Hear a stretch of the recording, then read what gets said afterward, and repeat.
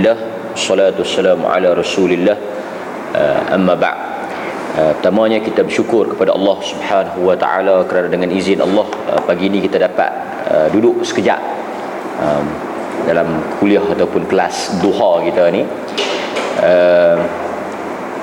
Pagi ni kita cuba nak ambil satu buku yang saya rasa baik jugalah, sebab buku ni dia cuba nak menjelaskan tentang beberapa perkara yang selalu dikaitkan dengan satu fahaman yang dinamakan dengan Wahabi. Okey, pertama sekali, dalam masyarakat kita ni, bila amalan-amalan yang diamalkan oleh kebiasaan orang, walaupun sebenarnya amalan-amalan tu bukanlah mazhab Syafi'i tapi kebiasaan orang buat, tiba-tiba ada pandangan yang mengatakan tak perlu buat ataupun buat berlain sikit daripada apa yang mereka biasa buat, biasanya cok atau gelaran Wahabi itu diberikan. Tapi rata-rata daripada masyarakat kita ni, kebanyakan daripada kita ni tak tahu pun asal usul Wahabi ataupun dahulunya kaum muda. Jadi sahabat saya ni daripada Sabah, dia tulis beberapa momokkan lah kita panggil, macam amalan ni orang akan kata Wahabi lah.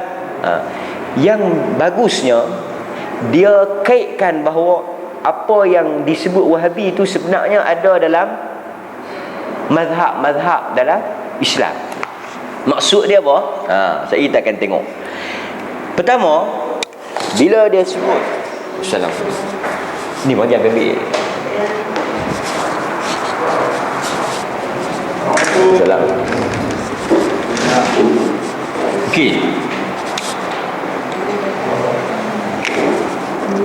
Isunya adalah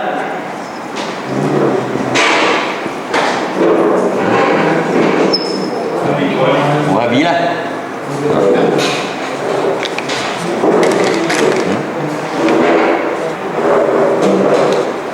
Okey, pertama, Wahabi ini dikaitkan dengan tidak ikut mazhab lah. Itu satu. Yang kedua, melarang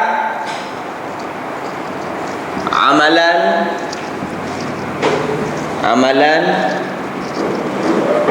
mazhab Syafi'i lah. Okey.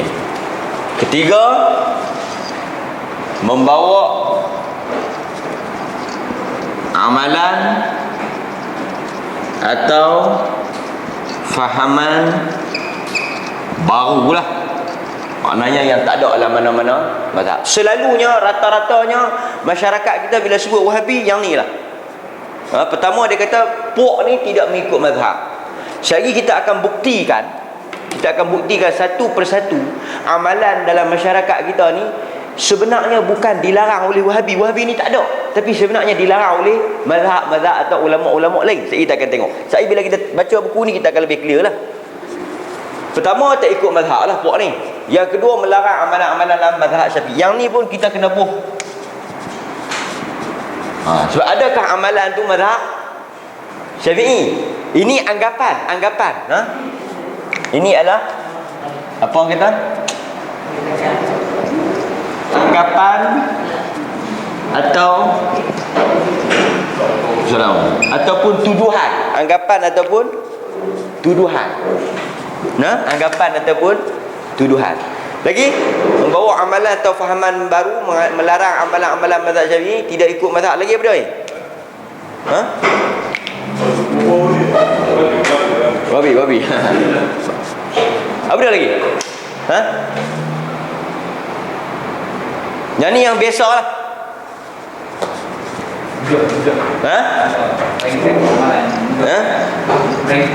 Amalan yang mudah dan ringkas. Maknanya mati pun mudah, semayang pun mudah, apa semua mudah. Salam. Lagi? Memecah belah. Okey, kita akan fahaman yang memecah belah masyarakat. Okey. Itu kita kena tahu satu tu maknanya. Membid'ahkan amalan. Ni bagi sah. Membid'ahkan amalan. Amalan apa? Dia kata membid'ahkan amalan kebiasaan. Kebiasaan yang ni yang depa fahamnya kebiasaan ni maknanya mazhab Syafi'i lah. Okey. Saya rasa yang tu yang besar. Bila sebut Wahabi, kita bukan nak mempertahankan Wahabi. Kita pun tak pernah mengaku kita Wahabi. Wahabi ni bukan satu mazhab. Wahabi ni tak tahu apa. Kita tak tahu pada Wahabi. Cuma bila disebut Wahabi, orang-orang yang ciri-ciri Wahabi membid'ahkan amalan kebiasaan. Yang mereka panggil kebiasaan itulah mazhab. Amalan yang mereka biasa buat itu, mereka kata Syafi'i lah. Okey, satu. Saya tak akan buktikan bahawa apa yang mereka kata tu salah. Nombor dua, tidak mengikut mazhab. Maknanya Wahabi ni jenis tak ada mazhab. Wahabi ni jenis tak ada mazhab. Apa bukti tak ada mazhab? Syak mereka ikut mazhab ni, syak mereka ikut mazhab ni. Okey, saya tak akan jawab satu persatu ni. Yang kedua, melarang amalan-amalan dalam mazhab Syafi'i. Pok Wahabi ni mereka akan tak bagi buat mazhab Syafi'i lah. Mazhab Syafi'i buat macam ni, mereka tak bagi buat. Mazhab Syafi'i buat macam ni, mereka tak bagi buat. Mereka ni melarang amalan-amalan mazhab Syafi'i. Yang ketiga, mereka membawa amalan atau pahaman baru. Orang duk biasa buat macam ni, mereka buat lagu lain. Orang duk biasa baca macam ni, mereka baca lagu lain. Orang duk biasa faham macam ni, mereka faham lagu lain. Okey. Yang keempat, amalan yang mudah dan ringkas. Pok Wahabi ni pok yang mudah. Tanam tak ada baca doa, tak ada apa. Mayang pun tak ada baca doa, tak ada apa, tak ada niat apa. Nak pergi Mekah, nak pergi haji, tak ada kenduri apa bala atau semua, tak ada apa ni doa-doa nak pusing tawaf, tak ada, semua mudah, semua ringkas, senang. Okey. Beranak pun tak ada apa ni semua, tak ada apa doa apa kebala apa semua, azan pun tak ada. Pahaman yang memecah belahkan masyarakat itu depa ni bila depa akan menyebabkan masyarakat yang aman damai itu berpecah belah. Kita akan cuba untuk nak bagi clear benda-benda ni bukan pada depa. Depa tu tak boleh nak buat apa dah, tak boleh nak buat betul dah. Jahanam dah. Cuma kita ni yang dituduh mesti bangun untuk menjawab. Dan sekurang-kurangnya yang dituduh ni kadang-kadang dia pun tak faham. Dia pun duk kata, memang kami bukan ikut mazhab Syafi'i, hangpa ni duk ikut. Dia berlaku apabila orang yang dituduh tu sendiri mengiyakan apa yang dituduh. Mengiyakan apa yang dituduh ni makna orang duk anggap dia macam ni, dia pula pergi buat macam ni sungguh. Apa ni hangpa duk ikut Syafi'i ni? Yang ni benda-benda ni sebenarnya yang menyebabkan orang semakin merasakan apa yang mereka duk sangka tu betul. Jadi, okey. Buku ni orang kata Wahabi ialah ni, dia cuba untuk nak apa dia yang pertama sekali, dia dalam buku ni dia nak relatekan apa yang dilarang, ditegah, dibantah oleh Wahabi sebenarnya bukan Wahabi tetapi ulama-ulama yang lain. Maknanya apa yang kita kata ni bukan benda baru, cuma baru bagi hang pasal tak mengaji. Semakna ada dalam kitab-kitab dalam mazhab. Sebab itu tak akan tengok. Dan benda ni sebenarnya menjadi kekuatan bagi kita. Hampa ni Wahabi. Apa ni benda ni ada dalam kitab ni, takkan dia ni Wahabi. Wahabi ni dia beranak bila? 1228, 1200 gitulah. Maknanya dia ni Muhammad yang selalu disebut, senang kita sebut Muhammad Ibn Abdul Wahab ni kan, Wahab ni dia 1200 tahun, 1200 berapa puluhan lah. Maknanya yang dibawa ni, kita bawa perkataan yang sebelum ni. Nawawi kita bawa, kita akan tengok Nawawi larang ada amalan-amalan. Nawawi 676 Hijrah. Ibn Taymiyah yang selalu dikatakan Wahabi 728 hijrah. Maknanya dia ni dia kata depa ni Wahabi, Ibnu Taimiyah ni Wahabi. Wahabi macam mana dia beranak dulu tak ada jumpa pun kau ni? Jadi tuduhan-tuduhan ni selalunya benda-benda yang kita boleh jawab. Okey. Kita nak tengok satu persatu. Nah, insya-Allah. Dan lepas tu saya bekalkan pada tuan-tuan buku ni. Tuan-tuan yang contenglah buku ni macam biasalah. Okey. Okey. Kita tengok nombor 61. 61. Yang depan-depan ni pun sebenarnya dia jawab juga, tapi yang depan-depan ni agak tidak berapa popular. Kita ambil yang popular. Pertama, Wahabi dan pahala bacaan Quran. Ini very famous lah. Kan? Apa dia? Orang kata, tuan buka dah. Kita akan baca satu-satu. Orang kata bahawa Wahabi ialah mereka yang menafikan sampainya pahala bacaan Al-Quran yang dihadiahkan kepada si mati. Maknanya apa? Wahabi ni orang yang kata baca Quran tak sampai pada si mati. Wahabi ni orang yang bila orang mati dia tak bagi orang baca Quran kat si mati. Dia tak bagi orang baca Quran atas kubur. Dia tak bagi orang baca Quran sebab tak sampai, dia kata. Itu Wahabi. Jadi orang yang pilang, tak boleh baca Quran, pahala tak sampai. Hang ni Wahabi, terus Wahabi. Itu biasa. Mari kita tengok. Jika demikianlah yang dimaksudkan dengan Wahabi. Kita tengoklah.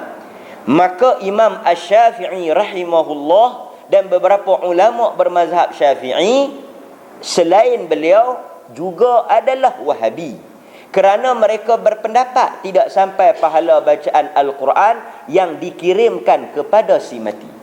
Maknanya tuduhan mereka yang mengatakan Wahabi menyatakan orang yang baca Quran tak sampai pahala itu sebenarnya bukan Wahabi, dan dia ni pun tak pernah cakap bab tu. Tak ada dalam mana-mana kitab dia sebut benda tu. Yang peliknya orang lain punya orang lain punya statement dia yang kena. Dia tak pernah sebut pun bab pahala sampai tak sampai. Dan bahkan boleh jadi dia ni kata sampai tau. Sebab dia ni bermazhab Hambali. Hambali kata sampai. Dan dia bermazhab Hambali, boleh jadi dia kata sampai. Tapi oleh kerana orang general statement, kan, orang kata dia.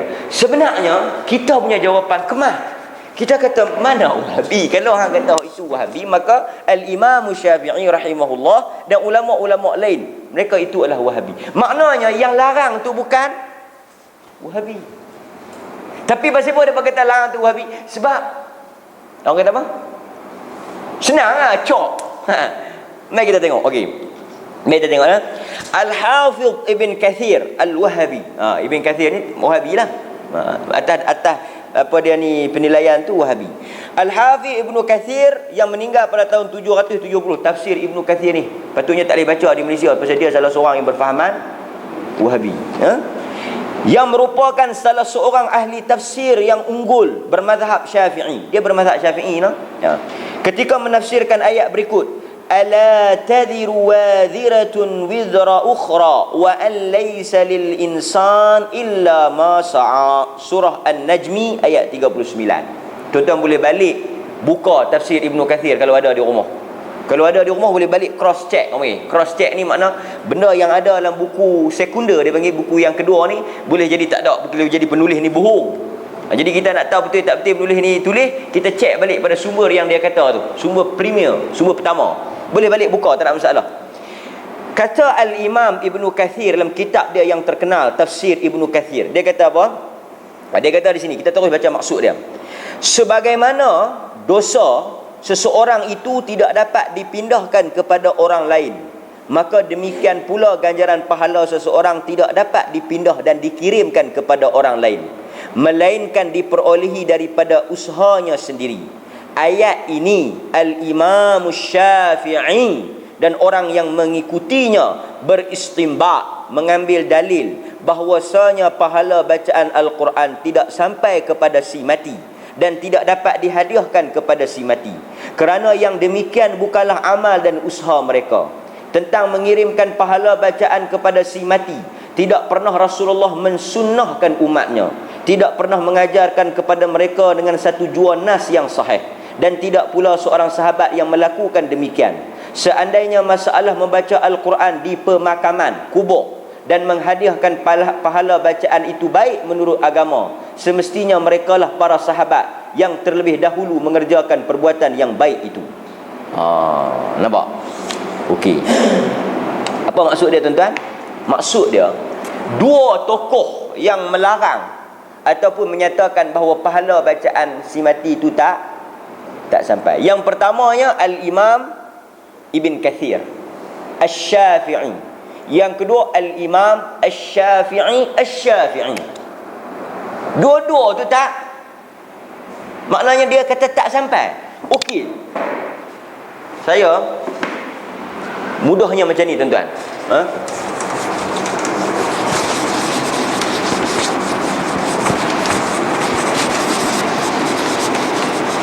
Kita ni nak bagi clear, nak bagi clear. Kalau orang faham dia clear, okey.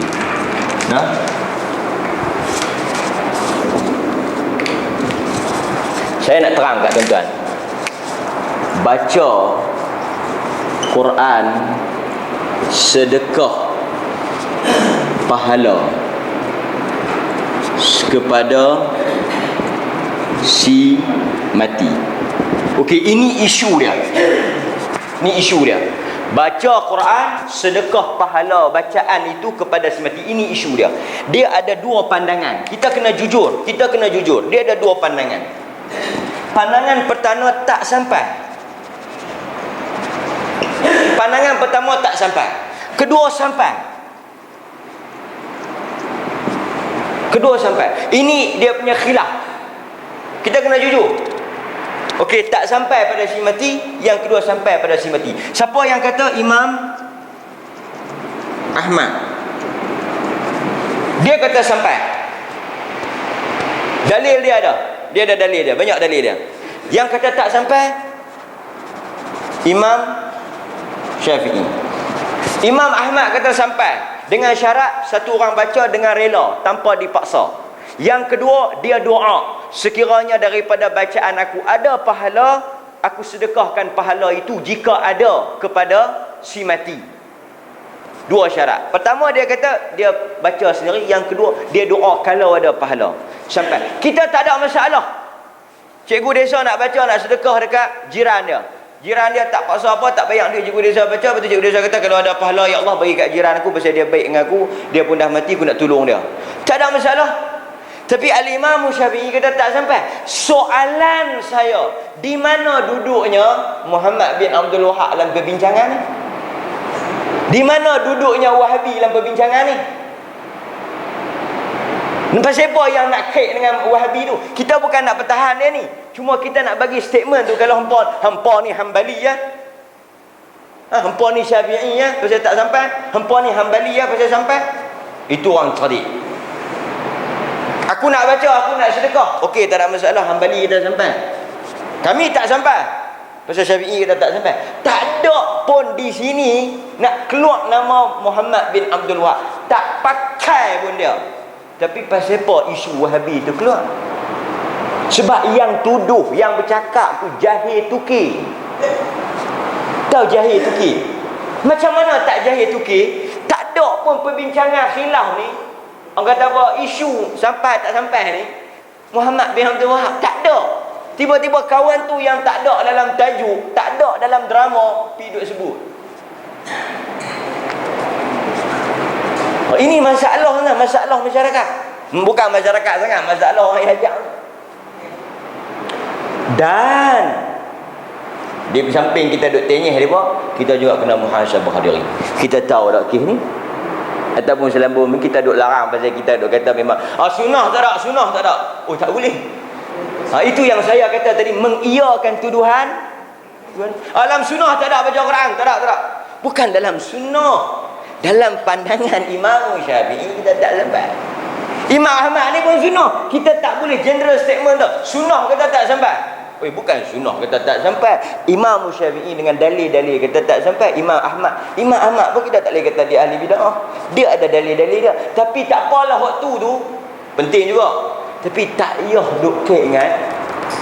Syekh kita akan pergi pada qunut subuh, zikir lepas sembahyang, apa lagi? Azan 2 kali lepas Jumaat. Semua yang dia tuduh tu perbincangan dia antara ulama-ulama, dalil, dan ada yang tak ada dalil. Tapi tak ada pun yang kita ambil daripada kitab Muhammad bin Abdul.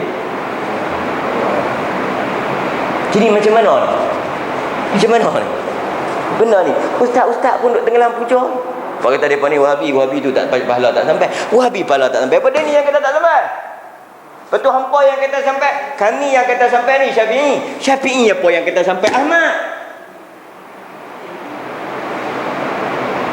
Tu dia punya tenggelam punca tu. Bukan tenggelam sikit-sikit, lemah tu.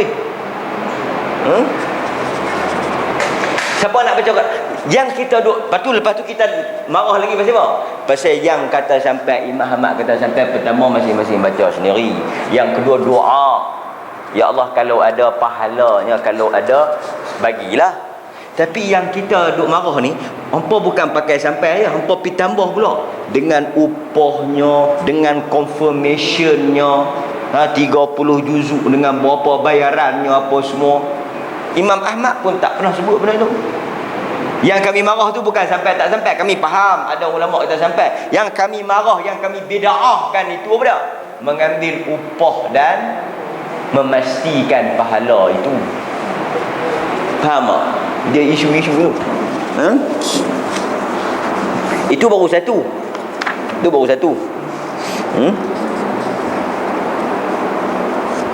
Di samping Nabi tak buat. Okey, mari kita tengok kenduri arwah pula. Isu nombor 2, kenduri arwah. Isu nombor 2, kenduri arwah.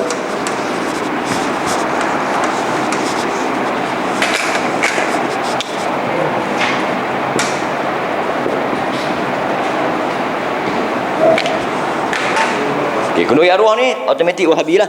Maknanya yang tak buat kenduri arwah ni Wahabi. Walaupun kawan tu tak buat pasal tak ada duit ke, pasal dia pun tak mau, dia pun jenis tak mengaji. Ada orang tak mengaji langsung, dia pun tak ada duit apa semua, dia kata mati-mati biar. Dia pun tak kira tak buat Wahabi lah. Okey. Orang kata Wahabi ialah mereka yang tidak melaksanakan ritual kenduri arwah. Orang tak buat kenduri arwah ni Wahabi. Okey, mari kita tengok. Jika demikian takrifan Wahabi, maka Imam Asy-Syafi'i rahimahullah bersama para ulama bermazhab Syafi'i selainnya juga adalah Wahabi. Ini kerana mereka semua amat membenci amalan kenduri arwah dan menegah orang ramai daripada melakukannya. Dalam kitab Al-Um, ni kitab mazhab Syafi'i lah, kitab yang ditulis sendiri oleh Imam Syafi'i. Dia kata apa? Wa akrahul ma'tima wa hiyal jama'ah wa in lam yakun lahum buka'un fa inna dhalika yuhaddidu, bukan yuhaddidu nah, yujaddidu. Dia jim bukan ha. Yujaddidul huzn wa yukalliful mu'nah ma'a ma madha min al-athar. Al-Imam Syafi'i kata, dan saya membenci berkumpul-kumpul dalam kematian, sekalipun semasa berkumpul itu tidak diiringi dengan tangisan, kerana hal itu akan memperbaharui kesedihan dan menyusahkan tanggungan keluarga si mati, serta berdasarkan asar yang telah lalu. Pertama, Imam Syafi'i sendiri kata berkumpul ramai-ramai lepas daripada mati ni sesuatu yang dibenci oleh dia. Kerana apa? Bila kita berkumpul ni, orang yang sedang dalam kesedihan itu, dia akan bertambah sedih. Sebab kita duk bercakap lagi tentang orang yang telah mati. Yang kedua, bila berkumpul, takkan berkumpul saja. Saya ada makan. Bila ada makan, siapa yang nak jamu?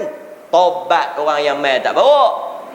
Tuan rumah lah yang akan jamu. Sebab itu Al-Imam Syafi'i kata wa yukalliful mu'nata ma'a madha min al-ard. Dia kata itu semua akan menyusahkan orang yang dia kata tak, ni kita buat sendiri. Kita bawa sendiri, ataupun tuan rumah tu kaya, dia nak buat, dia tak ambil duit si mati. Tak boleh, sebab berkumpul itu sudah dianggap dibenci, makruh. Okey, mari kita tengok pula yang kedua. Tuan-tuan tengok, masa kita duk sebut nama imam-imam ni, tuan-tuan tolong gariskan sekiranya kita menyebut nama Imam Muhammad bin Abdul Wahhab. Dalam kitab Al-Majmu', ni kitab Al-Majmu' ni satu lagi kitab mazhab Syafi'i. Dia kata Al-Imam An-Nawawi Asy-Syafi'i rahimahullah menukilkan perkataan pengarang kitab Asy-Syamil sebagai berikut. Wa amma islahu ahli al-mayyit ta'aman wa jam'un nasi alayhi falam yunqal fihi syai'un wa huwa bid'atun ghairu mustahabbatin Adapun apabila keluarga si mati membuatkan makanan dan mengundang manusia untuk makan-makan, maka hal itu tidaklah dinukil sedikit pun, bahkan termasuk bid'ah, bukan sunnah. Kita tengok pula dalam hadis Nabi SAW, arba'un fi ummati min amril jahiliyah la yatrukunahunna al-faqru fil ahsab wat ta'nu fil ansab wal istisqa bin nujum wan niyahah. 4 perkara yang dilakukan oleh umatku yang asal usulnya daripada jahiliyah, yang belum mereka tinggalkan. Pertama, berbangga-bangga dengan keturunan. Kedua, mencela keturunan. Ketiga, percaya hujan turun berdasarkan ramalan bintang. Keempat, meratapi kematian. Okey, mari kita tengok pula meratapi kematian ni. Apa kata sahabat Nabi? Jabir bin Abdullah mengatakan, kunna nara al-ijtima' ila ahli al-mayyit wa san'at at-ta'am min an-niyahah. Hadis riwayat Ibnu Majah. Kata Jabir, sahabat Nabi, kami para sahabat memandang berkumpul di rumah keluarga yang ditimpa kematian dengan membuat makanan, termasuk daripada perbuatan meratap. Dalam hadis yang sebelumnya, meratap termasuk daripada perbuatan jahiliyah. Okey, maknanya dalam mazhab Syafi'i, kita dah baca, dia kata bid'ah, makruh, yang dibenci. Okey, itu satu. Tuan-tuan tengoklah yang bawah tu, Al-Imam Ibn Qudamah. Dia ni mazhab Hanbali. Ibn Qudamah ni mazhab Hanbali. Dia kata apa?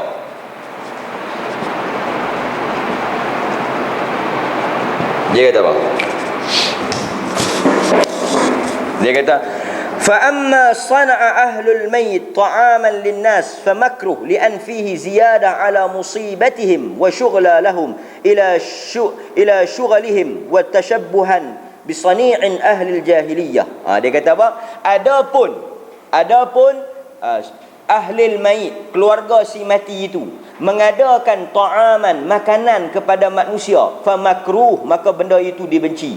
Kerana apa? Menambahkan musibah di atas apa yang telah menimpa mereka, dan menambahkan kesibukan kepada mereka di atas apa yang telah mereka sibuk. Maknanya baru saja mati, urus orang mati, duk sibuk dengan orang mati, duk susah hati nak pi jamu pula hantu-hantu raya ni. Wa tasyabuhan, dan amalan itu menyerupai apa? Menyerupai ahlul jahiliyah. Dia kata pasal apa menyerupai ahlul jahiliyah? Pasal meratap. Meratap ni amalan siapa? Amalan ahlul jahiliyah. Jadi maknanya apa tuan-tuan? Maknanya mazhab Hanbali pun kata bid'ah. Okey. Bahkan yang sunnahnya dalam mazhab Syafi'i, buat makan untuk keluarga si mati. Buat makan untuk keluarga si mati. Jadi maknanya yang kita kata tak boleh, yang kita kata bid'ah, yang kita kata haram tu berdasarkan pada mazhab Syafi'i dan mazhab Hanbali. Sekali lagi tak ada kena-mengena dengan mamak ni. Tak ada kena-mengena dengan mamak ni. Tak tahu mamak ni kata apa, saya tak tahu. Sama ada dia bagi, dia tak bagi, dia suruh tak suruh, kita tak pernah ambil tahu. Tetapi pasal apa mamak ni dikaitkan, wallahu ta'ala a'lam, kena pergi tanya mereka. Yang sunnahnya orang yang dah, kita yang hidup ni pergi jamu bagi mereka makan. Itu baru satu isu. Nampak? Okey, kita tengok lagi satu isu, Wahabi dan talqin mayat. Kita ambil takat mana yang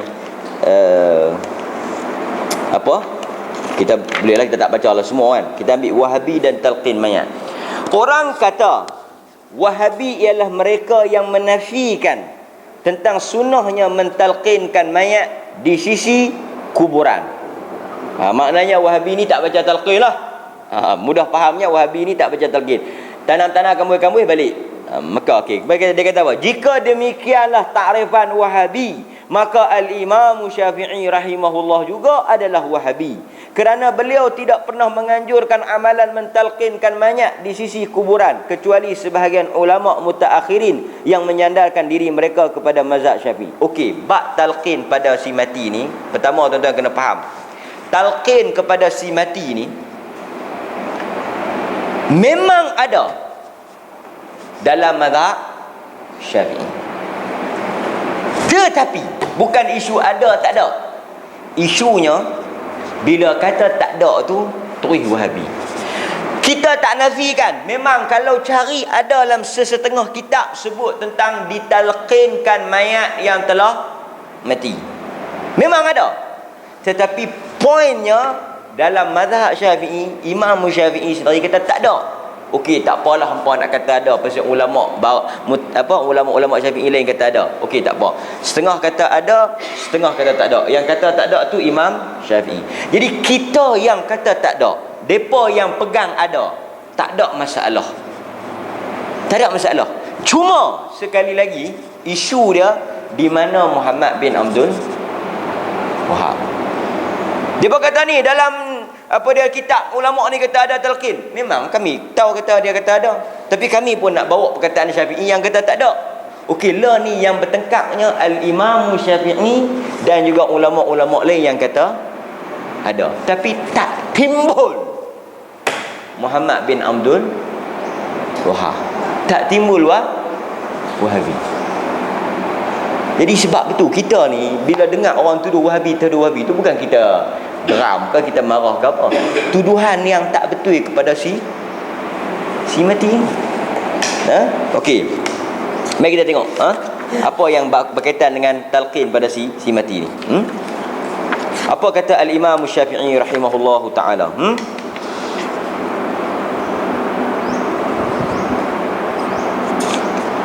Dia kata di sini, tidak ditemukan ucapan dari Imam Syafi'i rahimahullah tentang masalah ini, dan tidak pun seorang daripada pengikut-pengikutnya mengatakan bahawa Imam Syafi'i telah mengemukakan pendapat mengenai masalah ini. Yang mensunahkannya hanyalah sebahagian daripada pengikut Imam Syafi'i, seperti yang disebut oleh Al-Imam Nawawi rahimahullahu ta'ala. Maknanya dia kata daripada Syafi'i tak ada, cuma ada daripada orang lain. Jadi kalau kita nak pegang kata tak ada, bermakna kita pegang kepada Syafi'i. Jadi bukan makna kita yang kata tak ada ni Wahabi, kita yang kata tak ada ni kita pegang Syafi'i. Mungkin dia yang kata ada tu dia berpegang kepada Nawawi dan yang lain-lainnya. Tak apalah, tak tahu Syafi'i Nawawi pun, yang pentingnya tak ada Muhammad bin Abdul Wahab. Okey. Tuan-tuan buka muka surat yang kita nak ambil lagi dua contoh. Buka muka surat 85. 85. Kita ambil lagi kita ambil lagi 2-3 contoh. Nak bagi tuan-tuan nampak 2-3 contoh yang kita ambil ni popular. Wahabi dan baca Yasin malam Jumaat. Tak apa tak baca Yasin malam Jumaat, Wahabi lah. Siapa yang tak larang orang baca Yasin malam Jumaat ni Wahabi lah. Biasalah. Mari kita tengok. Orang kata Wahabi ialah mereka yang tidak mengkhususkan bacaan surah Yasin pada setiap malam Jumaat, tapi menggalakkan baca surah Kahfi.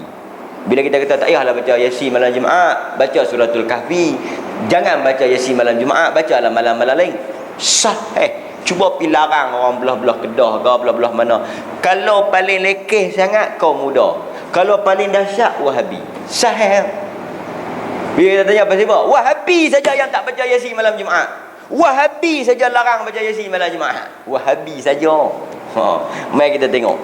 Jika demikianlah yang dimaksudkan Wahabi itu adalah orang yang tak baca Yasin atau tak bagi baca Yasin malam Jumaat, bahkan suruh baca suratul Kahfi, maka Imam Syafi'i sekali lagi termasuk dalam golongan Wahabi, kerana beliau telah memfatwakan hendaklah dibaca pada malam Jumaat itu Al-Kahfi. Imam Syafi'i sendiri suruh baca suratul Kahfi malam Jumaat. Yang pok ni tak tahulah depa pergi ambil mana. Sedih kita. Lepas tu depa kata kat tu imam depa Wahabi. Depa duk kata kat tu imam depa Wahabi, depa tak tahu. Mari kita tengok. Berkata Al-Imam Asy-Syafi'i dalam kitabnya Al-Um, wa balaghana anna man qara'a suratal kahfi wuqiya fitnatud dajjal wa uhibbu an kasratas salati 'alan nabi sallallahu alaihi wasallam fi kulli hal wa ana fi yaumil jumu'ah wa lailatiha ashaddu istihbaban wa uhibbu qira'atal kahfi lailatal jumu'ah wa yawmaha lima jaa fiha. Siapa yang mendengar kuliah kita pagi ni, dia akan bertambah kuat Wahabi dia. Dia akan bertambah kuat akidah Wahabi dia. Pasal apa? Pasal dia dah nampak apa yang dia pegang. Masalah orang kita ni, dia tak nampak apa yang dia pegang. Dia duk faham kata sunnah polih. Sunnah polih ni tak pernah wujud, tak pernah ada. Bid'ah baru sunnah polih ni. Kami tak baca Yasin malam Jumaat ni sunnah polih. Kami yang tak baca kahfi ni sunnah polih. Kami yang tak talqin ni sunnah polih. Ini pun fitnah sebenarnya, fitnah besar.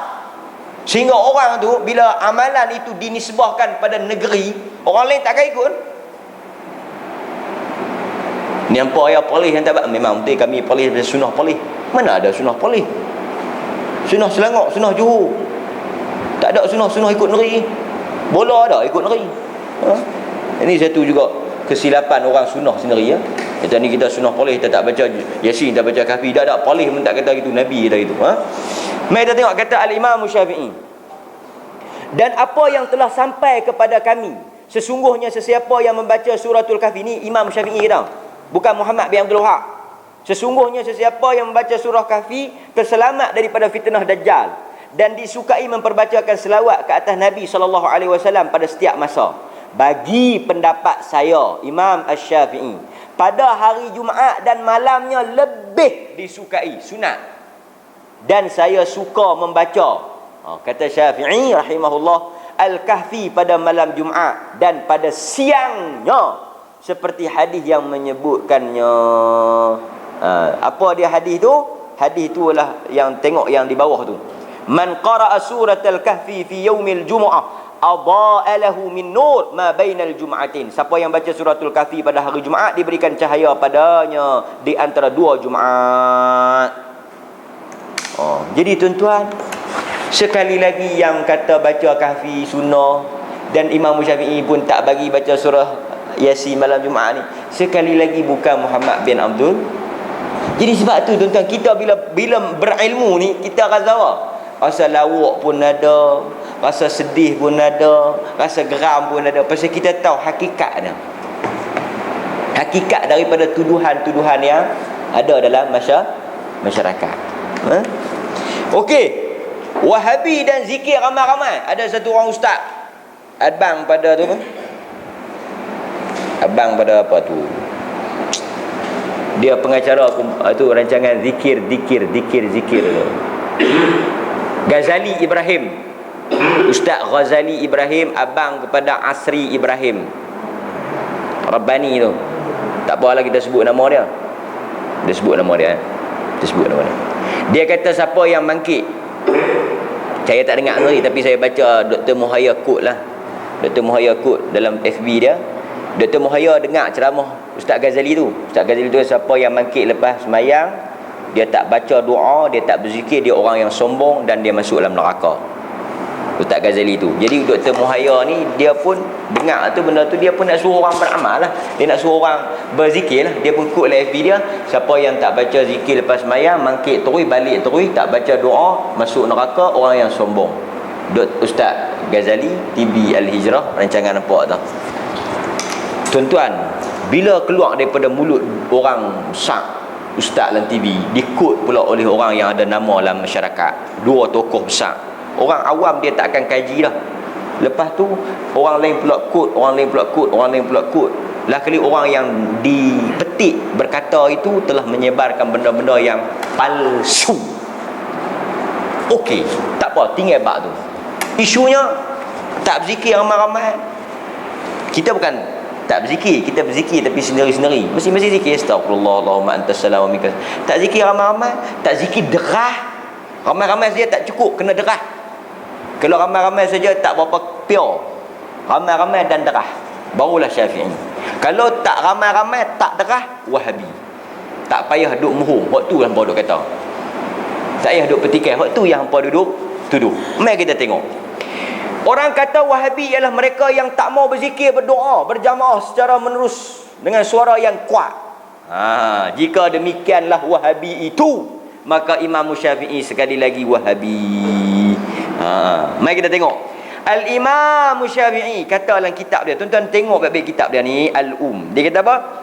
Imam Syafi'i kata, wa ikhtiyarul lil imam wal ma'mum an yadhkura Allah ba'da al-insira min as-salah wa yukhfiyan adh-dhikra illa an yakuna imaman yajibu an yuta'allama minhu fayajharu hatta yara annahu qad تعلم منه ثم يسر فإن الله يقول ولا تجهر بصلاتك ولا تخافت بها يعني والله تعالى أعلم الدعاء ولا تجهر ترفع ولا تخافت حتى لا تسمع نفسك. Ni kata Imam Syafi'i. Apa dia kata Imam Syafi'i? Mari kita baca. Dan aku Imam Syafi'i, tengok 89 muka surat sebelah, lebih memilih bagi para imam dan makmum untuk berzikir setelah salat 5 waktu dengan cara memperlahankan, yakni tidak mengerahkan suara, kecuali bila imam harus mengajarkannya kepada makmum, maka ia bolehlah untuk mengerahkan bacaan tersebut sehingga boleh mengikuti. Makna Imam Syafi'i kata, aku menyukai, memilih, menyuruh untuk diperlahankan zikir. Zikir sengak. Kita zikir sengak, kita Syafi'i bukan Wahabi. Cuma dia kata kalau tu imam nak ajak boleh pederah. Tak apa, pergi derah. Sebab nak ajak mana boleh? Sebagaimana Nabi, kata Al-Imam Syafi'i, sebagaimana dalam riwayat lain, Nabi naik semayang atas mimbar. Pasal apa Nabi naik semayang atas mimbar? Nak ajak, nak bagi orang nampak. Jadi dia naik semayang atas mimbar ni tak orang kata apa, tak pernah dibuat orang, tapi Nabi naik untuk tujuan ajak, nak bagi orang kelih. Jadi kalau tu imam tu niat nak mengajak, bolehlah dia derahkan. Tapi yang law ni tak boleh pakai alasan tu. Pasal apa? Pasal derah dia tu bukan ajak. Ajak macam nak ajak, subhanallah, bagi satu-satu bagi orang ikut ni, subhanallah. Bukan ajak tu. Ajak ni dia ada teknik dia, jelaskan bacaan, bagi terang, bagi dengar. Bolehlah kita faham kata dia nak ajak. Yang ni apa dia baca pun kita tak tahu. Wow. Maknanya bukan tujuan mengajak tu, memang dia nak bagi derah. Dan kita sambung lagi kata Asy-Syafi'i, sehinggalah boleh diikuti. Tetapi kemudian maknanya selepas diajak, selepas depa belajar, selepas depa tahu, kembalikan, memperlahankan lagi seperti semula. Kerana Allah Ta'ala berfirman, Imam Syafi'i bawa dalil, dan janganlah kamu mengeraskan suaramu dan salatmu, dan jangan pula merendahkannya. Dan maksudnya adalah ketika berdoa. Wallahu Ta'ala a'lam, kata Imam Syafi'i. Dan janganlah kamu mengeraskan, maksudnya janganlah kamu mengangkat suaramu ketika berdoa, dan janganlah pula merendahkannya, terlalu rendah sehingga tidak didengar oleh dirimu sendiri. Maknanya apa? Paling kuat boleh zikir, kata Al-Imam Syafi'i, kita saja dengar. Lah ni yang mereka duduk derah tu, kita saja dengar ke ataupun orang lain pun dengar? Maknanya zikir yang kuat tu, Imam Syafi'i kata subhanallah. Beda kita ya. Jadi kalau ikut apa yang disebut oleh ustaz tu, maka masuklah neraka Imam Syafi'i ni, dan menjadi sombonglah Al-Imam Syafi'i kerana dia tak menyuruh orang berzikir secara berjamaah dan beramai-ramai. Nampak? Mari kita tengok pula An-Nawawi. Ulama dalam mazhab Syafi'i dia kata apa? Sampai ada orang pun mahat tahfiz Al-Imam An-Nawawi, tapi dia sendiri berzikir lebih pada Nawawi. Bubuh nama mahat tahfiz Imam Nawawi, ingatkan nak bela Imam Nawawi, ingatkan nak buat sunnah, tapi kepala bid'ah. Dia kata apa? Kata Al-Imam An-Nawawi, patutnya kita tarik besar-besar ni, buat frame dibagi dekat dia, suruh dia pelekat di mahat tahfiz Al-Imam An-Nawawi dia tu. Kata Al-Imam An-Nawawi, yundabu dzikru wad du'a aqiba kulli salah wa yusarru bihi fa idza kana imaman yuridu an yu'allamahum jahara fa idza ta'allamu as-sara. Dan telah disunahkan untuk berzikir dan berdoa setiap selepas salam, dengan cara menyembunyikan, tidak mengeraskan bacaan, terkecuali apabila seorang imam hendak mengajarkan bacaan-bacaan zikir tersebut. Apabila dia ingin mengajar, dia boleh mengeraskan bacaannya. Namun apabila dia melihat bahawa makmum telah belajar daripada bacaan-bacaan tersebut, hendaklah dia menyembunyikan atau memperlahankan kembali. Mereka buat main hadis. Mereka kata Nabi dengan sahabat berzikir ramai-ramai derah. Hadis dia bawah tu. Hadis riwayat Imam Bukhari dan Muslim. Anna rafa'a as-sawt bil-dhikri hina yansarif an-nas min al-maktubah kana ahla ahdi Rasulillah. Qala Ibnu Abbas kuntu a'lam idan sarafu bidzalika idza sami'tu. Dia kata Nabi dengan yang ni pandai pula, dia kata Nabi dengan sahabat zikir derah. Hadis riwayat Bukhari Muslim. Kita sebab tu kena mengaji bagi kita banyak sikit bacaan supaya kita tak terbotol. Syair kita ada kata zikir pelan-pelan, zikir pelan-pelan, zikir pelan-pelan. Kena dia baca hadis ni, kita pun terbotol. Oi, gimana ni? Batu mula nak telefon ustaz. Ustaz dia kata ada hadis derah. Ustaz jawab pula baru pergi jawab. Tak apalah kan. Memang ada. Kita bawa siap-siap. Supaya tuan-tuan boleh jawab, tak mati hujah. Iaitu hadis dia, sesungguhnya mengangkat suara dengan zikir sewaktu manusia bersurai dari solat fardu berlaku pada zaman Rasulullah. Zikir derah ni ada pada zaman Nabi. Ibn Abbas kata, aku tahu kata semayang tu habis bila aku dengar Nabi zikir. Maknanya derah lah. Ni lagu mana pula ustaz? Tak payah duk bimbang, tak payah duk takut, tak payah duk getak, jangan lari, membujur lalu melintang patah. Imam Syafi'i tolong jawab dah. Imam Syafi'i tolong jawab dah. Yang peliknya, Imam Syafi'i yang tolong jawab. Itu yang kita nak tergelak. Zikir derah-derah ni pok yang bertahan tu Syafi'i, pok geng mazhab Syafi'i. Yang jawab empok tu Syafi'i sendiri. Dia kata apa? Al-Imam An-Nawawi Asy-Syafi'i menjelaskan, hamal Asy-Syafi'i rahimahullahu taala hadzal hadis ala annahu jahrun waqtan yasiran hatta ya'lamahum sifat adh-dhikri la annahum jaharu daiman. Kata Al-Imam An-Nawawi, hadis Nabi zikir derah ni memang sahih pasal Bukhari Muslim, tapi pandangan Al-Imam Syafi'i, dia punya maksud dia adalah hadis ini menjadi dalil bolehnya imam menderaskan bacaan dalam waktu waqtan yasiran, waktu yang singkat. Tujuan dia apa? Ajak. Lepas ajak, pelan balik. Jadi itu yang disebut oleh imam. Sebab tu yang peliknya, bila kita mengajak, dia kata kita tolak Imam Syafi'i, kita tak pakai ulama, kita baca hadis faham sendiri. Itu yang mereka kata. Mereka ni kan pakai ulama, mereka ni tolak mazhab Syafi'i, mereka ni baca hadis faham sendiri. Baca hadis faham sendiri apa? Hadis yang kata Nabi derah tu memang kami terima, tapi kami faham kata tu untuk tujuan mengajak. Bukan kami faham kepala otak kami sendiri. Imam Syafi'i yang kata dan kami ambil perkataan dia. Dia kata tu imam baca derah tu bukan sunnah baca derah, tapi sunnah nak mengajak. Bukan kepala otak kami, bukan Muhammad bin Abdul Wahab, tapi Imam Asy-Syafi'i yang kata. Jadi sebab tu tuan-tuan, bila kita dengar ni, kita sakit hati. Bukan apa, sakit hati dia tak tahu apa yang dia kata tu. Sebab tu saya kata, kita ni kalau faham betul, kita takkan, orang yang mengaji betul fahaman sunnah ni, orang yang mengaji betul fahaman akidah ahli sunnah, ibadat ahli sunnah ni, dia pergi duduk pergi tang mana pun, dia bercampur dengan orang mana pun, dia tak akan ubah pegangan dia, dia tak akan ubah prinsip dia, dia tak perlu takut. Kita ni duk takut lah dulu kan, dia kata habis Dr. Asri tak ada, habis kita sunnah, habis jahanam. Pasal hampa bukan sunnah, hampa asri. Dia pun tak ada Dr. Asri, jahanam lah sunnah kita, habis-habis dah. Hampa nak takut apa? Mai pergi siapa pun, kita berilmu, berdalil, berhujah, faham apa yang kita buat. Kalau dia lepas-lepas letak, siapa pun mufti, siapa pun tu imam, kalau kita faham apa yang kita belajar, apa yang kita amal, kita tak akan ubah. Tapi kalau hampa syok, hampa duk ikut pasal orang tu, dia tukar orang, pergi. Mai kawan tu kono sikit, dia kata siapa? Kata tak ada zikir Muhammad, ada zikir Muhammad. Ni ada hadis. Lepas tu kita kena bagi faham. Bila faham tuan-tuan, orang tok lalu pun kita takkan ubah. Dan ini satu lagi ulama, kalau tuan-tuan lawak dalam mazhab Syafi'i ni, kitab Fathul Mu'in ni banyak dia ajak di pondok. Dia kata apa? Dia kata, tengok muka surat 91, Syekh Zainuddin Abdul Aziz Al-Malibari Asy-Syafi'i. Kitab Fathul Mu'in ni banyak digunakan oleh orang-orang pondok, orang-orang mazhab Syafi'i ni. Tak tahu dia berlangkau ke, dia baca lagu mana ke, kan? Sampai tak ni pun tak baca. Dia kata apa? Qala syekhuna, berkata imam guru kami Ibnu Hajar Al-Haythami. Ibnu Hajar Al-Haythami ni mazhab Syafi'i juga.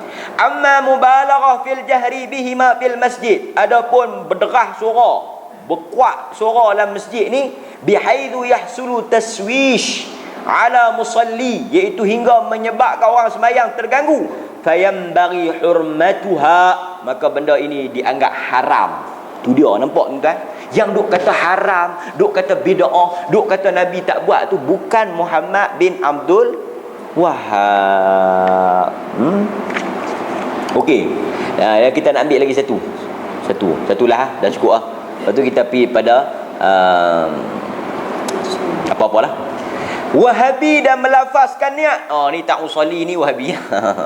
Betul tadi Wahabi ya. Okey. Mari kita tengok. Orang kata Wahabi adalah mereka yang tidak melafazkan niat sebelum solat. Kalau sembahyang Allahu Akbar, Wahabi. Jadi tu tu imam tak usolli, tu imam Wahabi ya. Wahabi. Senang dia bang. Jika demikianlah Wahabi, maka Imam Syafi'i sekali lagi Wahabi, kerana beliau tidak pernah mengajarkan amalan demikian. Demikian ulama Syafi'iyah juga tidak mengajarkan perkara yang demikian itu.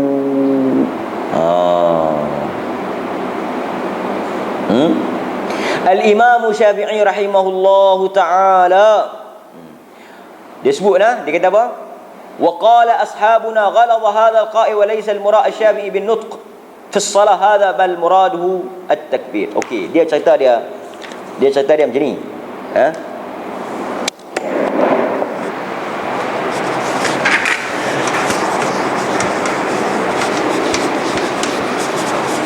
Cerita dia yang mai usolli ni adalah ulama-ulama yang sebut, tapi al-Imam Syafi'i ni dia punya kes dia, bila dia kata tidak masuk di dalam al-um, tidak masuk ke dalam salat, melainkan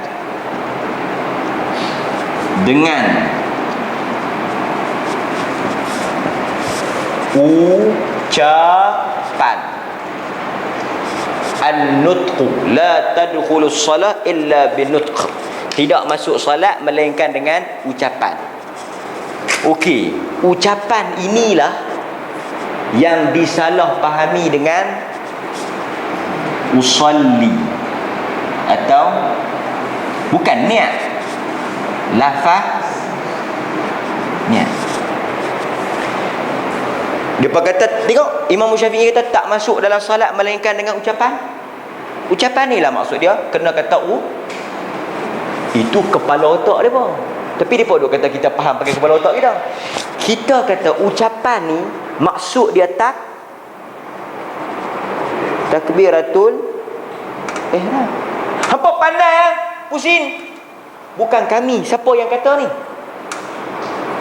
Siapa yang kata ni? Yang kata maksud Imam Syafi'i ini bukan usolli, maksud Imam Syafi'i ini tak masuk dalam sembahyang tu melainkan takbiratul ihram. Siapa yang kata ni?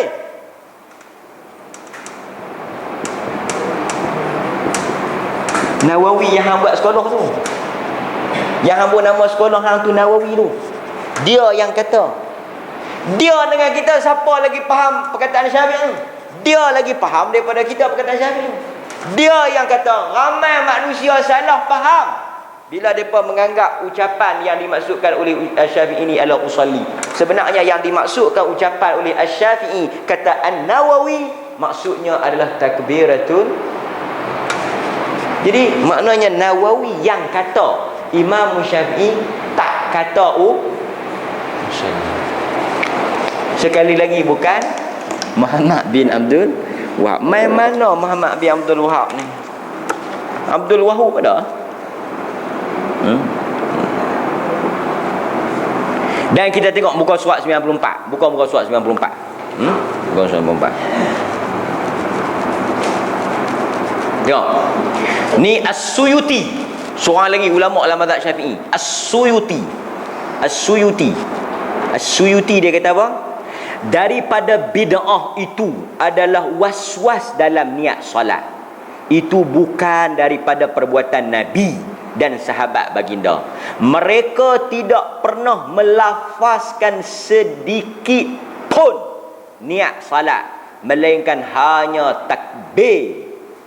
Kata As-Suyuti Asy-Syafi'i. Nampak? Dalam kitab ada Al-Amru Bittiba' wan Nahyu 'anil Ibtida'. Banyaklah lagi contoh-contoh ni, kita boleh baca sendirilah.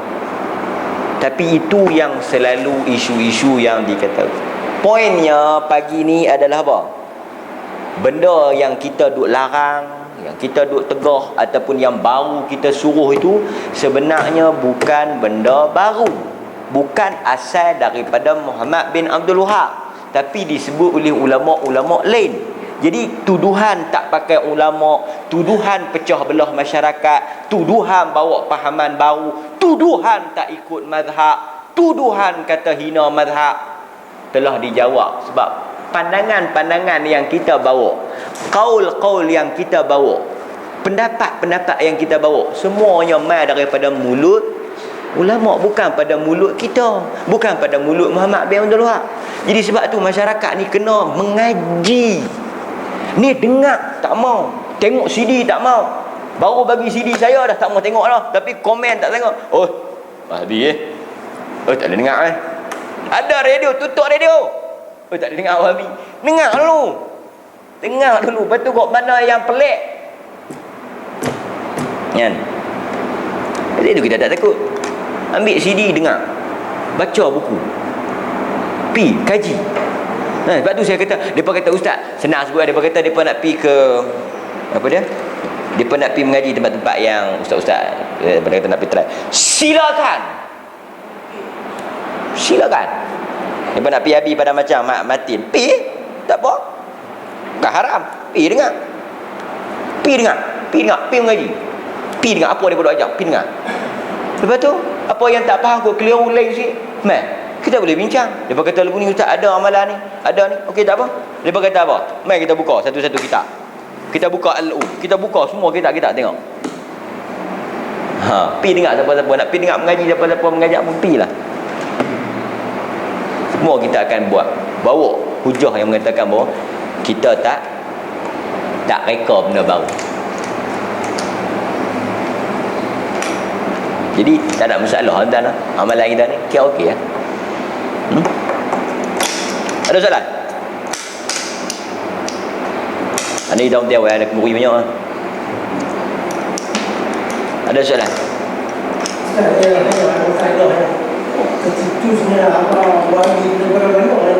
Tak. Saya pun tak tahu di mana punca mana cetusnya kan. Mula apa? Anjuk ambil paip panas. Nanti kita bertirai. Saya pun tak tahu mana tercetusnya pahaman Wahabi ni, saya pun tak tahu. Dia macam ni ya tuan-tuan. Tujuan apa yang berlaku pada Wahabi ni sama juga macam apa yang berlaku pada Nabi lah. Dulu bila Nabi bawa Islam ya, salah satu daripada strategi untuk menjauhkan orang daripada Nabi ni adalah membuat gelaran-gelaran yang buruk.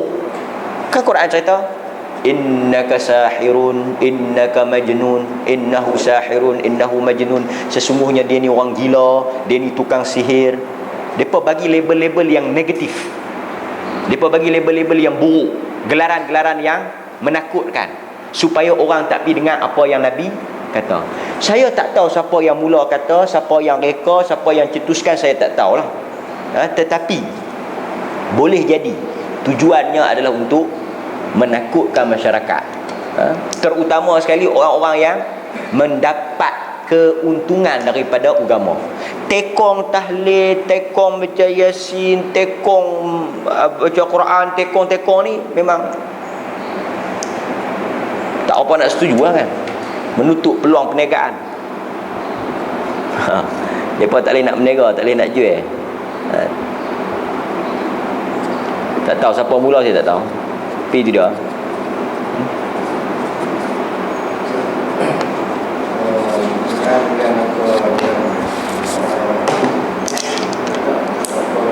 Kawan daripada JC yang mungkin mufti kan, bila nak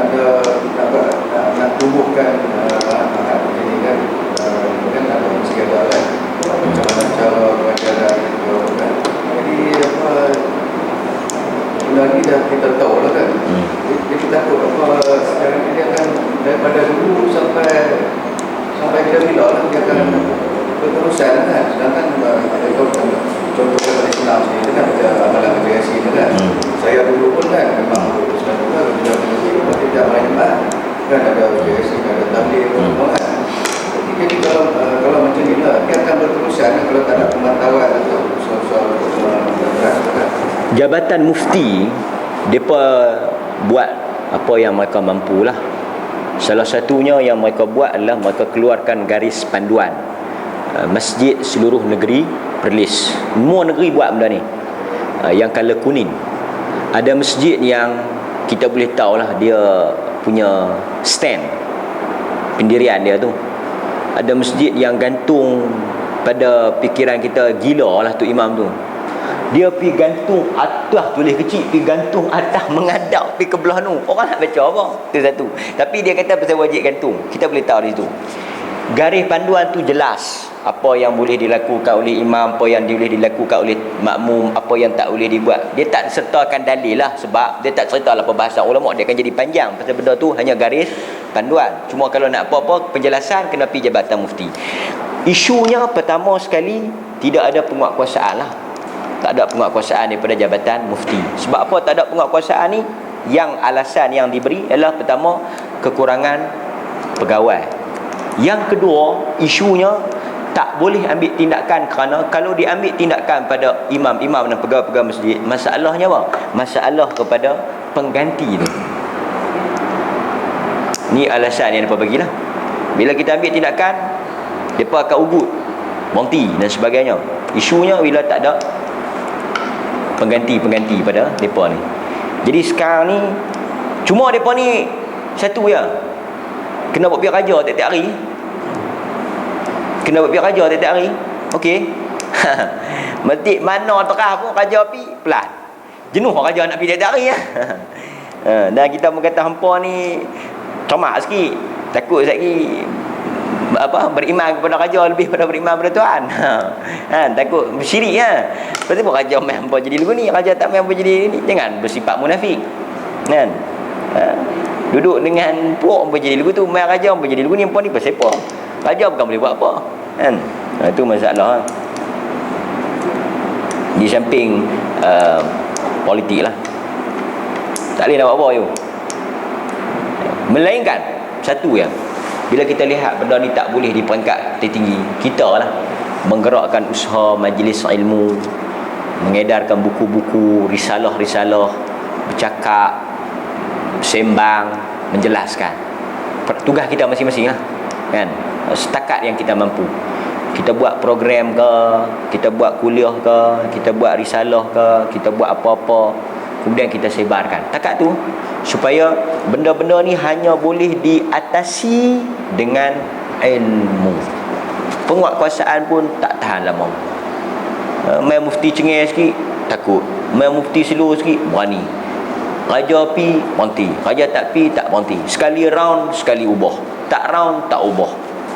Jadi kecuali bagi mereka faham. Dan Allah Ta'ala tutup pintu hati tu, tak payah. Okey, ada ya?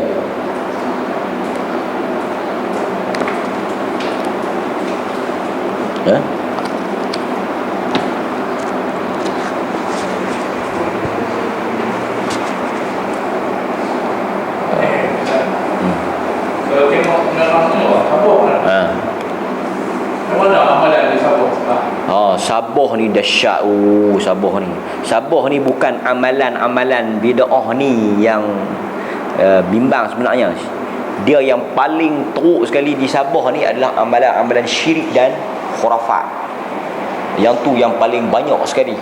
Masjid sendiri menganjurkan upacara syirik, upacara puja, upacara ni. Jadi di Sabah sekarang ni ada gerakan-gerakan macam ni lah. Ustaz-ustaz sunnah ni mengajak. Cuma di Sabah ni mereka tak ramai orang Islam. Jadi mereka ada kumpulan-kumpulan kecil di surau-surau, menumpukan pada orang muda. Orang tua-tua dah tak boleh nak buat apa dah. Yang memang tebal dengan kepercayaan tok nenek, kepercayaan puja-puja ni, memang tak boleh nak buat apa. Dan kalau tuan-tuan pergi sembahyang Jumaat di Sabah tu, tuan-tuan akan tengok ni sembahyang Jumaat apa lagu ni dengan upacara tongkat, dengan upacara dia zikir, satgi dia syair pula, macam-macam dia tambah. Jadi yang ni lah ni yang ramai duk ikut ni budak-budak muda, remaja. Sebab mereka ni masih lagi kosong. Jadi adalah beberapa orang ustaz-ustaz kita ni yang rajin pergi ke Sabah, kumpulkan budak-budak muda ni. Budak-budak muda ni berjaya lah tarik. Ada seorang dua ahli keluarga tu buat pun, kalau ceramah pun di rumah-rumah. Ada orang kaya ni bagi buat rumah mereka, ataupun buat di dewan-dewan orang ramai. Di masjid memang tak boleh masuk lah kan. Setakat tu di Sabah. Tapi kalau himpun seluruhan orang Sabah tu, di Tawau ke, di Kota Kinabalu ke, lebih ramai daripada hok mengaji sunnah di Perlis. Kita ni kalau ramai lah, ramai 300-400 orang dah. Kalau himpun semua 400 orang lah, 400-500 orang lah, himpun semua lah. Di Sabah tu lebih. Dan Sabah tu lebih dia orang muda yang adat kata lambat lagi nak mati. Jadi mereka ni kalau esok ni beranak pinak, berkeluarga, bertambahlah kaum Wahabi di sana. Mereka ada Penan, Kadazan, Dusun, Bidayuh, Bajau, dan satu lagi suku kaum Wahabi. Mereka ni kalau beranak pinak, mereka ni tak banyak, tak kahwin lagi ni. Yang termasuk cikgu ni pun tak kahwin lagi, yang tulis buku ni. Nanti bila mereka kahwin, anak mereka, pak mentua mereka boleh dakwah. Kita yang tua dah tak produktif, yang dah tak beranak dah. Jadi bila mati lapis ni, matilah. Saya pun duk bimbang lah. Pasal apa? Nak mengajar pun tak lama dah. Pasal apa? Pasal dia pelan duk korang mati. Yang baru tak tambah, yang duk ikut tu tua-tua, dan mereka pun semua dah menghadap ilahi. Dalam kali saya pun mengajar, tinggal tanya tu. Dan kita kena mengaku hakikat bahawa tak ada orang muda. Tak ada orang muda yang nak dengar. Baru ni ya, ada lah. Kita nampak ada 4-5 orang yang dah muda. Pasal apa kita pun tak tahu. Adakah, dan sebab bila kita pi mengajar di beberapa tempat yang hardcore lama-lama tu, tuan-tuan ni mungkin generasi baru kan. Generasi lama tu, mereka hanya mengaji untuk diri mereka ya. Mengaji untuk diri mereka. Dan mereka duk pergi berulang di pokok asam, pokok apa dulu ni, saya kata kat mereka. Saya kata direct. Saya kata ni hok duk mengaji di bawah pokok asam, pokok apa lagi, pokok sawah. Pokok asam lah. Sebelum pokok sawah tu ada satu pokok air, pokok macang. Pokok sawah dengan pokok macang ni, mereka betul-betul mengaji untuk diri mereka. Mereka tak pernah cerita pada anak-anak mereka. Kita pun duk tanya, dulu ramai pergi mana? Mereka kata mati ustaz. Kita tengok istilah tu. Istilah tu nak mati lah 2-3 hari. Pergi mana dulu ramai-ramai yang kata sampai buat pasal malam di pokok macang? Pergi mana? Mati. Takkan mereka tak ada anak? Itu soalan yang mereka kena mengaku jujur bahawa mereka tak ajak benda ni. Mereka tak cerita. Mereka pi untuk beda mereka. Dan duk yang law ni duk ada kat di istilah tu. Pi juga. Tapi bukan pi nak mengaji. Pi nak beli jeruk maman. Betul ramai pi. Tapi tengok dalam kelas tu tak ada. Saya pun malas nak mengajar. Buang masa.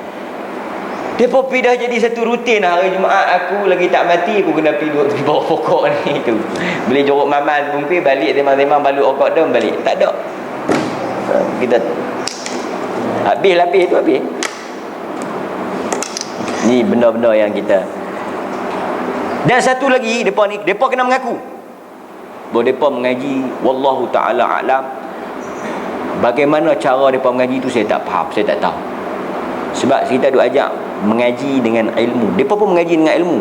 Cuma kadang-kadang depa telah pun menjadikan amalan tu sebagai amalan, macam mana nak kata, dia macam saya kata sunnah paling tadi lah. Dia macam depa ni, depa faham lagu mana, depa faham tak tahu, tapi depa faham macam contoh satu orang kata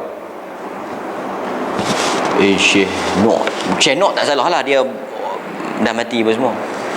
Ni Syekh Nok tak ajak lagu ni, Syekh Nok tak kata lagu ni, kami mengaji dengan Syekh Nok.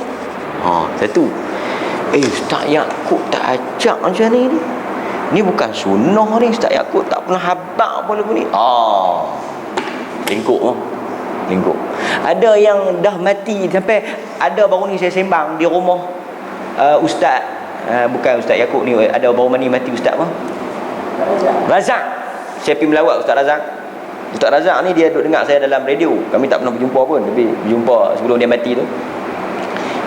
dia jumpa di rumah dia, ada satu orang. Dia ni sunnah. Orang sunnah ni kalau tak kenal kita pelik lah kan, sama-sama sunnah. Dia kata, saya ni lama dah tak mengaji ni. Dia kata, duduk pergi kelas mana? Dia sembang lah, duduk pergi kelas mana? Dia kata, lama dah saya tak mengaji ni. Saya duduk cari orang yang boleh bawa ajaran Syekh Nok ni. Allah, kita istighfar nanti. Saya ada kenal siapa-siapa yang duk bawa ajaran Syekh Nok. Ajaran Syekh Nok ni kita faham apa yang Syekh Nok ajar. Maknanya dia betul lah. Pasal dia menganggap itu bukan ajaran sunnah, ajaran Syekh Nok. Saya kata, yang duk mengajak, dia tak tahulah kata kita duk mengajak. Dia tak tahu, dia tak kenal pun. Dia duk dipayah. Saya kata, yang duk mengajak ajaran Syekh Nok ni saya tak tahu, tapi yang duk mengajak ajaran sunnah Nabi ni banyak. Dia kata, itulah saya duk cari orang yang mengajak Syekh Nok punya ajaran ni. Kita tak tahu. Jadi kita pun, bila kita itu, mereka ni mengaji cara mana kita tak tahu.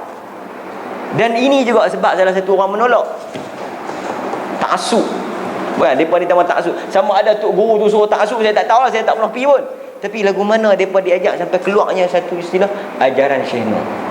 Mana apa yang mereka buat ni bukannya sunnah Nabi ke apa, inilah Syekh Nok. Matinya Syekh Nok, matilah kami. Tamatlah. Ini satu, nak jawab soalan punca-punca pada tak adanya lapis.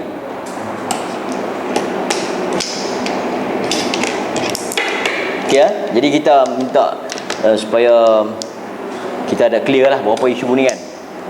InsyaAllah. Nak hasrat kerajaan wujudkan titik tu. Kalau dah besar dengan kalimat tu nak atasi masalah ada imam Pelapis. Pelapis. Bila jadi benda tu tak capai hasrat kerajaan ni mana dengan apa. Mereka kata saya terlibatlah dalam perbincangan tu. Mereka kata salah satu orang tak mau mai ke polis ni, pengurusan iftib tu lah kata, salah satu orang tak mau mai ke iftib ni pasal Wahabi. Saya kata, kalau pasal polis ni orang tak mau mai mengaji pasal Wahabi, orang tak pergi mengaji di Materi, orang tak mengaji di Al-Ma'ad, orang tak hantar mai ke sini. Di Al-Ma'ad tu 400 lebih yang minta. Berapa orang yang orang polis? Di Materi tu berapa orang yang orang polis? Kalaulah masuk polis jadi Wahabi, maknanya alasan dia boya. Alasannya bukan diajak apa pun di iftib tu. Berapa orang yang keluar iftib tu jadi Wahabi? Tapi alasan. Kalau kata polis ni apa yang pergi mengaji, kalau pergi mengaji apa jadi Wahabi, tutup Al-Ma'ad tu, tutup Materi tu.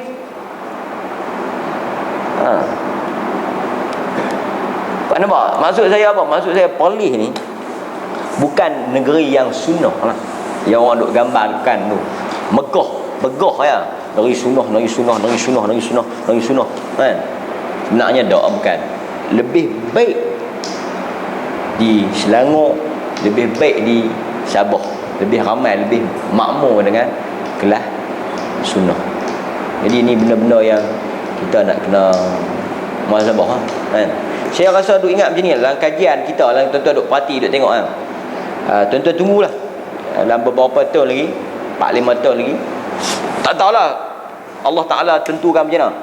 Apabila mati imam-imam yang lapis-lapis ni semua ni kan, yang lama-lama ni, lepas tu apa dia ni berubah ke pemerintahan ke apa ke, kita akan, dan kita semua ni mungkin dah tak ada ke, pindah-kandah ke, kita akan mungkin sudah tidak melihat lagi apa dia ni ilmu ataupun pahaman sunnah ni di negeri ni. Sebab kita dah tengok lah ni, masjid-masjid pun dia semakin berkurang. Hanya ada beberapa puluh masjid saja yang masih lagi beramal dengan pahaman ahli sunnah wal jamaah. Ini semua ni tuan-tuan, kita buat takat mana. Kita jangan duduk bimbang, jangan duduk senok perut tak lalu makan lah. Kita buat takat mana kita mampu lah. Lepas tu kita serah pada Allah Ta'ala. Allah Ta'ala jaga agama dia, jangan bimbang. InsyaAllah ya. Kita pun tak apa, tak ada polis, tak jadi sunnah, kita buat amalan sunnah, tak ada masalah kan? Okey, tak nak soalan lain kan? Soalan amalan-amalan tak ada. Tuan-tuan clear amalan-amalan boleh tanya. Wahabi dan binaan atas kubur ni tuan boleh baca. Wahabi dan zakat fitrah. Kita nak abang satu ya. Kita nak abang kata Wahabi tu tak ada. Satu ya, kita nak abang Wahabi tu tak ada. Apa lagi ya yang selalu orang duk kata? Bismillah darah, bismillah pelan. Saya tak tahu ada dalam tak ada dalam ni. Wahabi dah azan Jumaat, Wahabi dah mengangkat tangan. Bismillah darah, bismillah pelan ni khilaf. Ada hadis, dua-dua hadis sahih. Pernah Nabi mengerahkan bacaan dan pernah Nabi tidak mengerahkan bacaan. Kita pilih tak mengerahkan bacaan sebab banyak hadis menyebut Nabi tak menguatkan bacaan. Cuma satu dua yang Nabi menguatkan bacaan. Jadi kita pilih kata tak menguatkan bacaan. Kita pilih berdasarkan pada hadis, bukan juga pada Wahabi. Yang syu'nya tak baca darah Wahabi. Walha ada dua hadis. Satu hadis kata Nabi baca kuat, satu hadis Nabi kata tak baca kuat. Kita tak baca kuat lah pasal banyak hadis yang sebut tak baca kuat, bukan pasal Imam Mekah tak baca kuat, kan? Tapi bila tak baca kuat dah terus Wahabi.